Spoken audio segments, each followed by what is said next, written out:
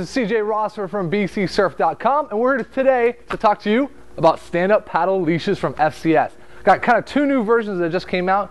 Kind of some cool leashes to get you hooked up for the stand-up paddler in your life or the flat water boarder. Make sure you got the high-tech product to get your lifestyle going.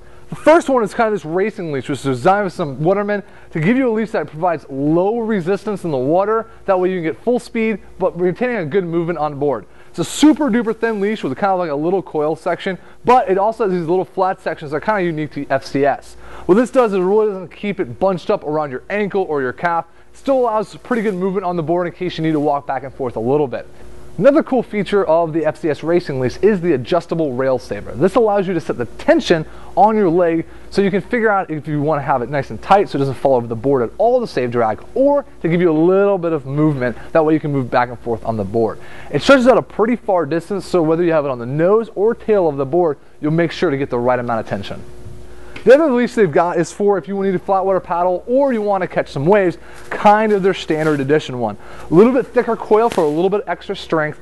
Also just a little smaller coil section, a little bit more of a kind of what you say a normal leash.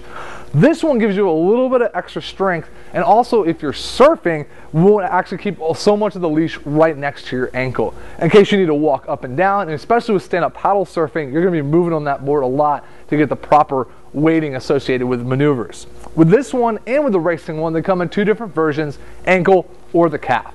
The biggest difference usually is if you're kind of leaning towards more of the surfing side, I tend to grab the ankle one, as that makes sure it's farther off.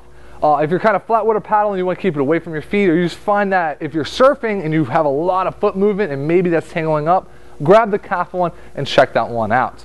Leashes are pretty sick, have low drag, and they're pretty strong. Check them out, get hooked up, have fun out there.